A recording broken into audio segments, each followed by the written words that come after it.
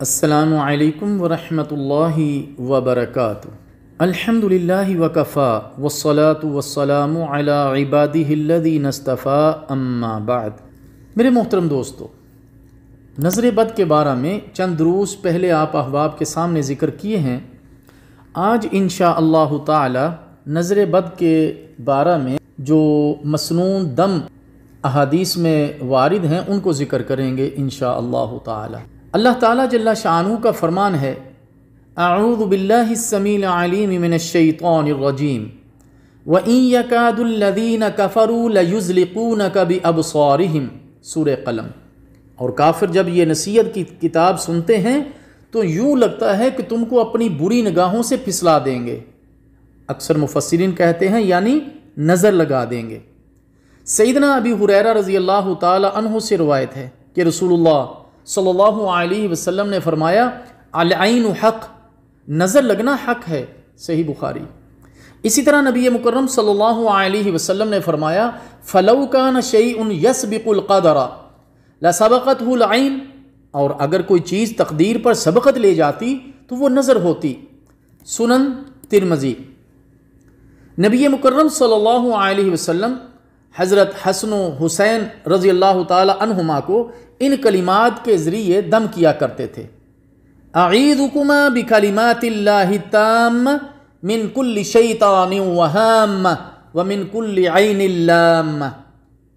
میں تم دونوں کو اللہ تعالیٰ کے کلمات تامہ کی پناہ میں دیتا ہوں، ہر شیطان اور زہریلی بلا کے ڈر سے اور ہر لگنے والی نظر بد کے شر سے۔ پیارے نبی صلی اللہ علیہ وسلم نے فرمایا کہ حضرت ابراہیم علیہ السلام بھی اسماعیل اور اسحاق علیہ السلام کو اسی طرح دم کیا کرتے تھے۔ سنن ترمذی۔ جبرائیل علیہ السلام نبی مکرم صلی اللہ علیہ وسلم کو دم کرتے ہوئے یہ کلمات پڑھا کرتے تھے، بسم اللہ ارقیک من کل شیء یؤذیک من شر کل نفس او عین حاسد اللہ یشفیک بسم اللہ ارقیک۔ صحیح مسلم۔ بی بی عائشہ الصدیقہ رضی اللہ تعالی عنہ نے بیان کیا کہ رسول اللہ صلی اللہ علیہ وسلم نے حکم دیا کہ نظر بد لگ جانے پر معوذتین سے دم کر لیا جائے، صحیح بخاری۔ معوذتین کہتے ہیں سورہ فلق، قل اعوذ برب الفلق، اور اسی طرح سورۃ الناس یعنی قل اعوذ برب الناس پڑھ کر دم کرنا۔ پیارے نبی صلی اللہ علیہ وسلم کا ارشاد مبارک ہے، جو شخص صبح و شام تین مرتبہ سورہ اخلاص، سورہ فلق، سورۃ الناس پڑھے گا وہ ہر طرح کے مصائب، رنج و غم سے محفوظ رہے گا۔ سنن ابی داؤد۔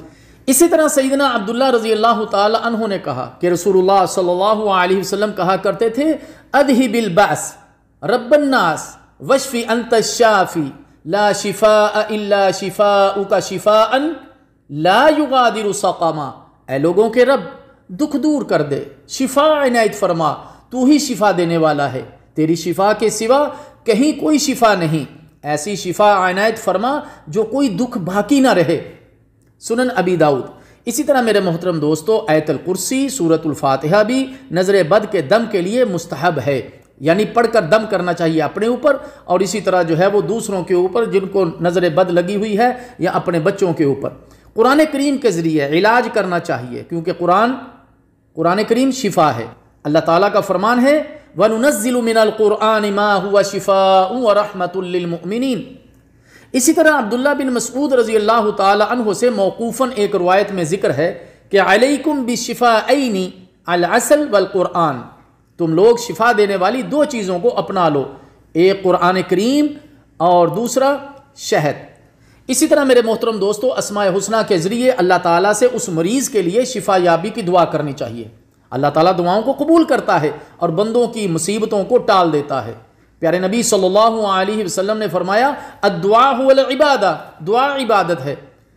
اسی طرح نماز کی پابندی کرنا چاہیے، صبح و شام کی مسنون دعائیں، اذکار پڑھنے چاہیے۔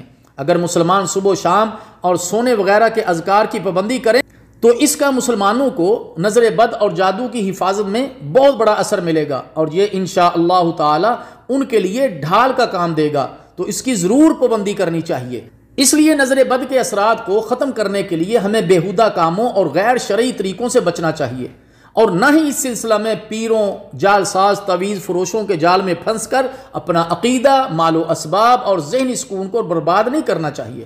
ہمیں یاد رکھنا چاہیے کہ ہمارے گھروں میں قرآن پاک کی صورت میں منبع شفا موجود ہے۔